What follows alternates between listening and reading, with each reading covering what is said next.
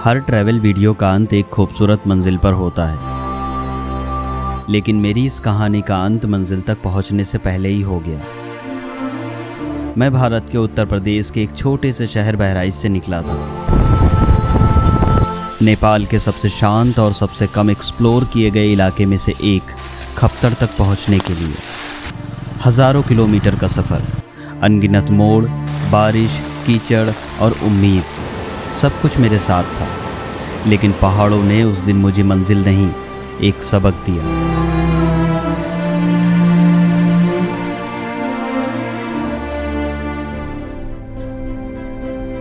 कुछ सफ़र सिर्फ घूमने के लिए नहीं होते, खुद को समझने के लिए होते हैं। बहराइच की गलियों से निकलते वक्त मुझे बस इतना पता था कि इस बार रास्ता आसान नहीं होगा।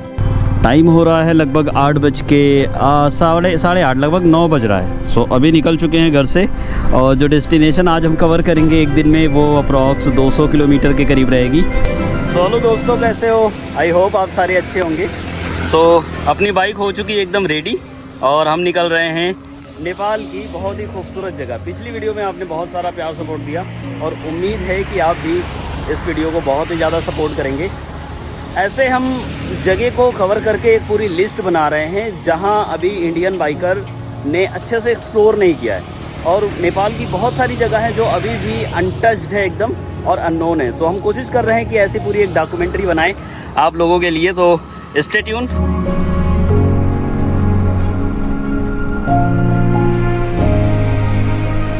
सो भाई पहुंच गया रुपैडिया, और 1 से 1.5 किलोमीटर होगा यहाँ से वो चेक पोस्ट।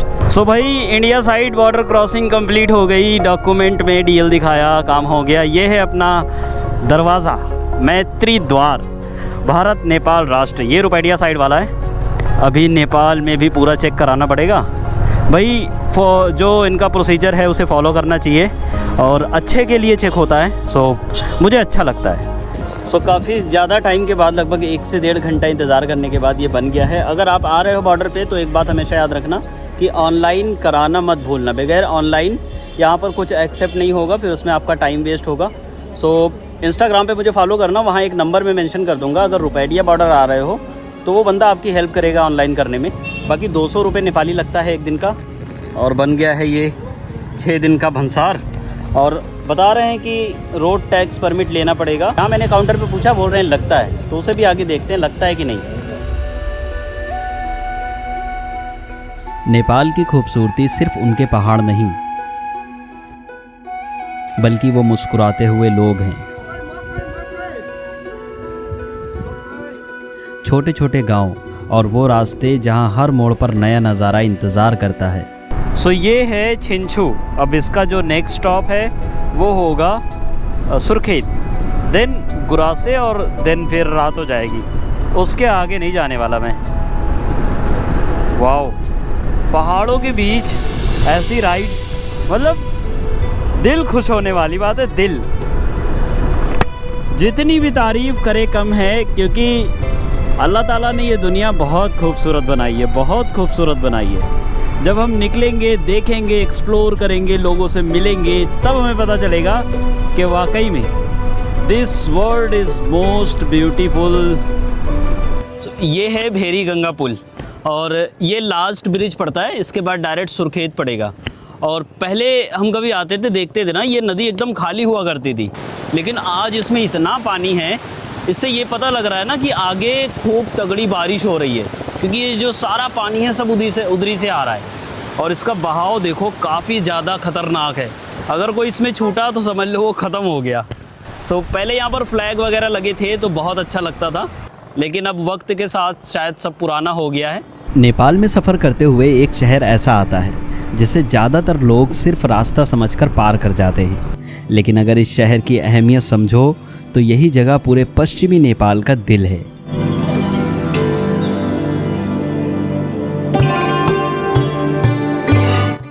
इस शहर का नाम है सुरखेत। हरी भरी घाटियों के बीच बसा सुरखेत कर्णाली प्रदेश का प्रवेश द्वार है।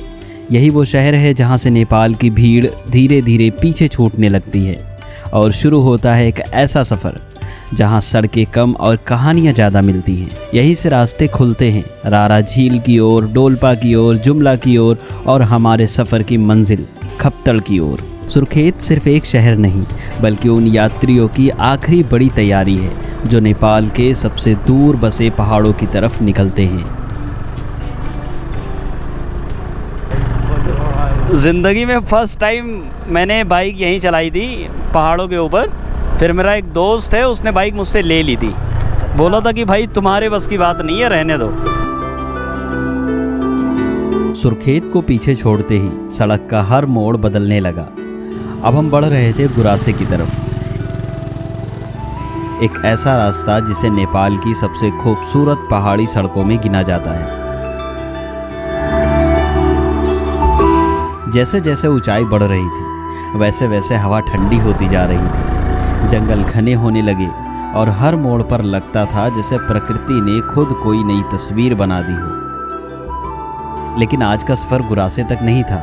आज रात मुझे रुकना था गुरासे से पहले एक छोटे से पहाड़ी गांव छेड़ा में, और यही मेरी मुलाकात होती है अपने 2 साल पुराने नेपाली दोस्त से। ज्ञानू, ओ ज्ञानू। सफ़र सिर्फ नई जगहों से नहीं होता, नए लोगों से भी बनता है। करीब 2 साल पहले नेपाल की एक यात्रा के दौरान मेरी मुलाकात हुई एक ऐसे इंसान से जिसका नाम ज्ञानू है। उस वक्त शायद हम दोनों ने नहीं सोचा था कि 2 साल बाद इन्हीं पहाड़ों के बीच फिर से मुलाकात होगी। हाँ, 1 साल से ऊपर हो गया।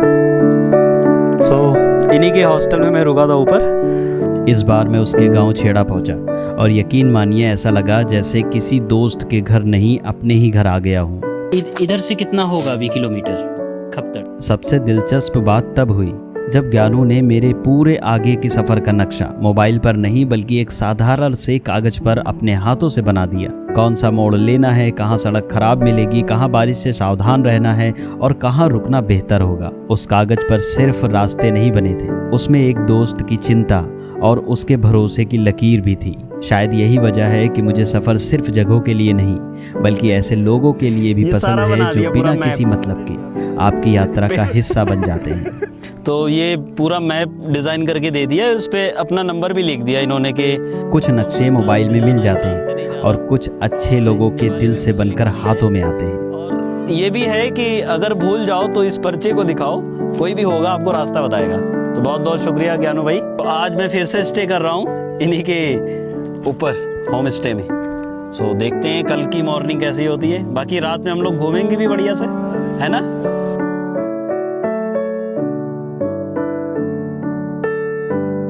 भाई खाएंगे खाना, सोएंगे आराम से, सुबह उठेंगे फिर आगे जाएंगे। क्या बात है। देखो, मैटर करती है हॉस्पिटैलिटी और मैटर करता है कि लोग कैसे आपको सर्व कर रहे हैं। ज़रूरत नहीं कि बड़ी चीज़ें हों, मुझे ऐसे जीना पसंद है, एकदम सिंपल सादी ज़िंदगी और सादी सी जगह पे बैठ के सादा सा खाना। और ये ज्ञानोदय लगाते हुए बहुत बहुत शुक्रिया। ये आ गई अपनी दाल, रोटी, सलाद, चावल, तिम्बूर की चटनी, ये सब्ज़ी, ये साग, कई सारा इसमें शामिल है। इसे कुछ गलत ना समझना, इन्होंने लाइटर को बांध दिया इससे, तो इससे ये जलता है और बाकी सारा बेस्ट।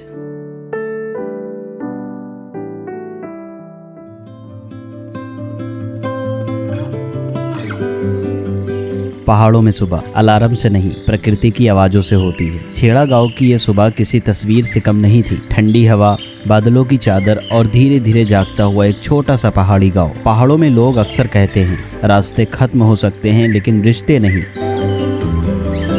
हेलो गुड मॉर्निंग दोस्तों, कैसे हो? आज है इस पूरे टूर का दूसरा दिन और इस वक्त मैं रुका हूँ छेड़ा में। ये जगह गुरासे से लगभग 15 से 20 किलोमीटर पहले ही पड़ती है और आज का जो अपना डेस्टिनेशन रहेगा वो हम कवर करेंगे अप्रॉक्स 200 किलोमीटर। कल का भी वही टारगेट था लेकिन 170 पे ही हम लोग रुक गए थे। शायद इसीलिए हर विदाई के साथ दोबारा लौटने की एक उम्मीद भी जुड़ जाती है। जड़ी बूटी की बनी चाय। आज का लक्ष्य था अछाम जिले का मुख्यालय मंगलसेन।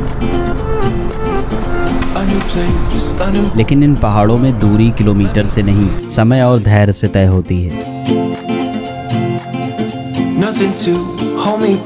इसको साफ करना ये बार ये है। अब ये कुछ तो पहाड़ी सब्जी है, मुझे इसका नाम नहीं पता। अगर आपको पता है तो नीचे कमेंट में बताना। एकदम ऑर्गेनिक। हाँ, ये जंगल में होते हैं, नीचे नहीं होता ना, ये जंगल में होते हैं। इसके बाद में अगर भून के पक जाता है ना थोड़ा, तो टमाटर काट के डाल देना है इसमें। चटनी भी बनाता है।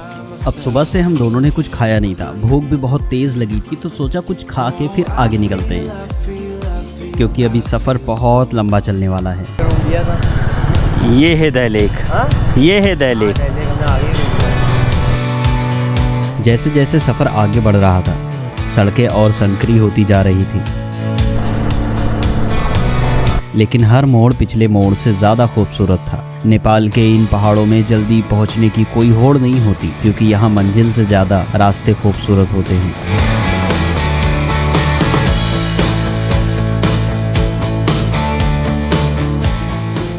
रास्ते में मेरी मुलाकात एक स्थानीय बुजुर्ग से हुई।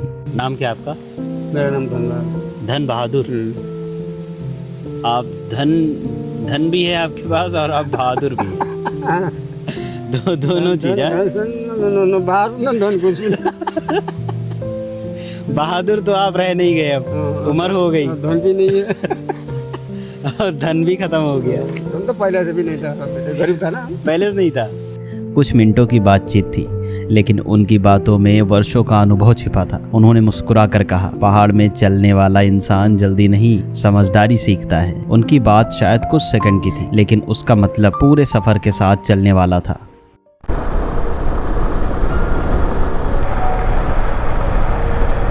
फाइनली भाई अछाम डिस्ट्रिक्ट की तरफ बढ़ चुके हैं। शाम को 4 बज रहे हैं। मॉर्निंग में निकले थे 8:30 बजे। 4 घंटे वो, 4 घंटे ये, 8 घंटा हो गया है। दूरी कवर करी है 160 किलोमीटर। ये ऊपर रास्ता चला गया है कालीकोट के लिए। ये कालीकोट जाएगा, कालीकोट से रारा लेक, जुमला, यही रास्ता जाता है सीधा।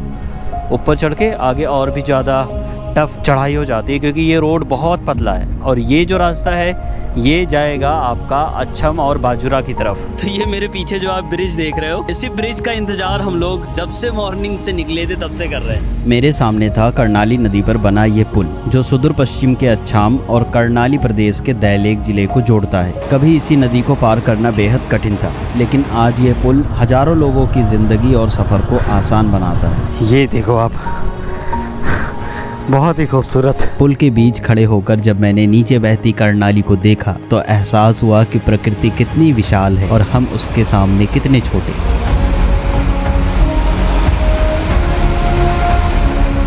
सूरज धीरे धीरे पहाड़ों के पीछे छिपने लगा था और मैं अपने आज के आखिरी पड़ाव मंगलसेन की ओर बढ़ रहा था। पूरा दिन पहाड़ों के साथ गुजरा, कभी खामोशी में, कभी लोगों के बीच और कभी सिर्फ अपने ख्यालों के साथ।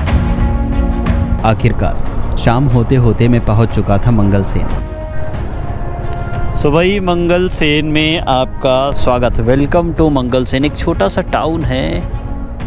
दिन भर की थकान ज़रूर थी, लेकिन दिल में एक अलग सी खुशी भी थी, क्योंकि असली चुनौती अभी भी मेरा इंतज़ार कर रही थी। कल का रास्ता मुझे और भी ऊंचाई की तरफ ले जाने वाला था। मेन बाज़ार यही है, बाज़ार तो ये नहीं लग रहा। सो फाइनली अपना ये होटल है जहाँ मैं स्टे कर रहा हूँ आज का, और काफ़ी अच्छी प्रॉपर्टी है और सामने पूरा नज़ारा दिखता है। अभी के लिए रात हो गई है, कुछ नहीं दिखेगा, बट ये है इनका बैठने का एरिया और पीछे है अपना रूम। काफ़ी रीज़नेबल है। इस वक्त मैं हूँ मंगलसेन में, अछम जो डिस्ट्रिक्ट है उसका एक एरिया है ये, और यहीं से आगे हम खप्तड़ के लिए निकलेंगे।